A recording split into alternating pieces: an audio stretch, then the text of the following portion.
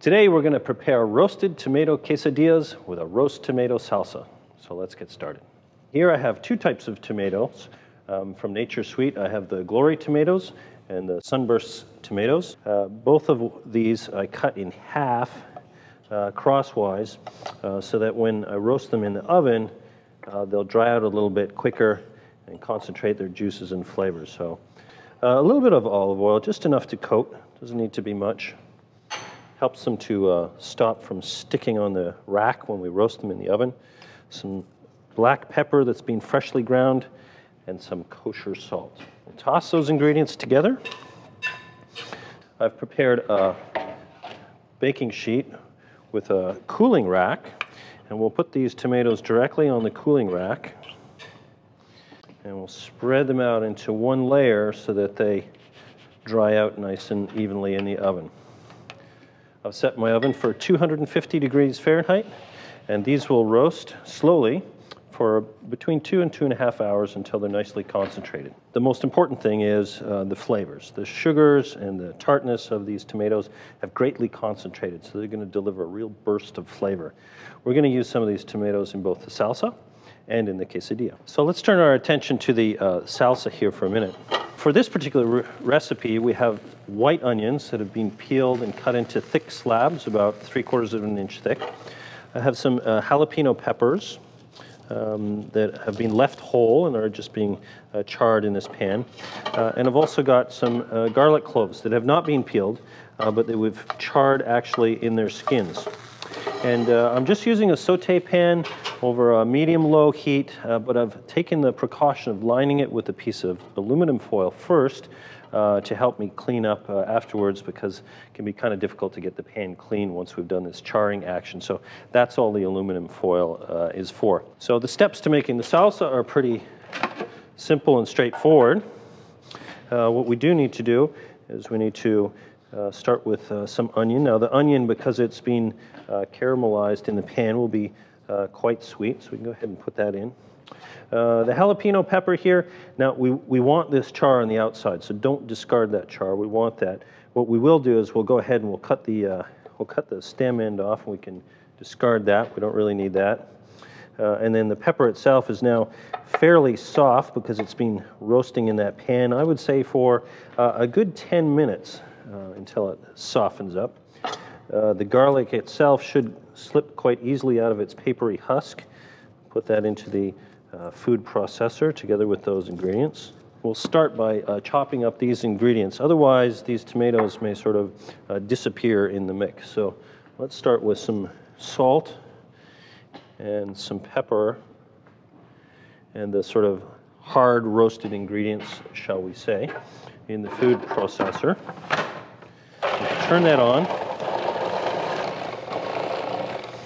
And then we can go ahead and we can add our tomatoes. So here are the SunBursts that have been caramelized. And here are the Glorys that have been oven roasted and caramelized. We'll save a few for our quesadilla as well. Together with that, we'll add some fresh lime juice. I'll start with a half a lime. We can always add more later.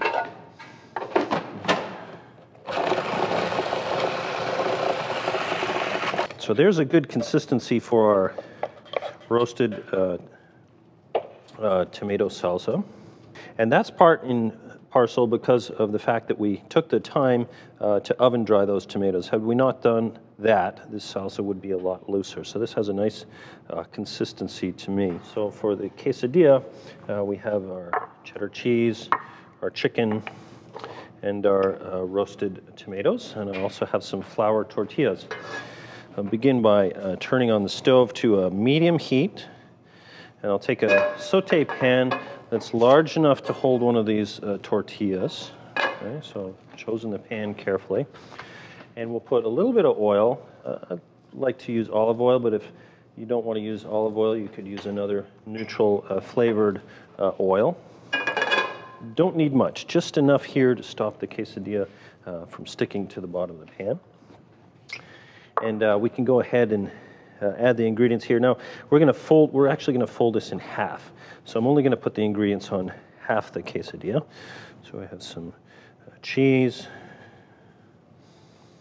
We have some of our chicken. Now this is just a chicken breast that I cooked and poached in a little bit of water with some of the herbs and salt and pepper and a little bit of garlic, and let it go cold, and then I just shredded it. Some of these tomatoes. So there are the SunBursts, and there are the Glorys. Get plenty of those tomatoes in there. And then we can go ahead and fold that in half, like that, just like that. And by now our pan should be a little bit warm enough that we can go ahead and we can transfer the quesadilla to the pan and let that cook for a minute. And it's not going to take very long. We just want to get a little browning on the outside of the flour tortilla and give the cheese a chance to melt. So from time to time, you'll want to take a little peek. So I use a little spatula, take a little peek underneath, see how it's coming along, see if it's taking on color or not. It's got a nice color to it now.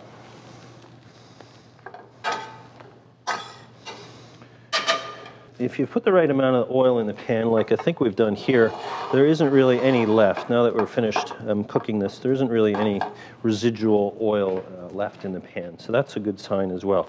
And now we can go ahead with a sharp knife, cut that into 2, maybe 4 pieces.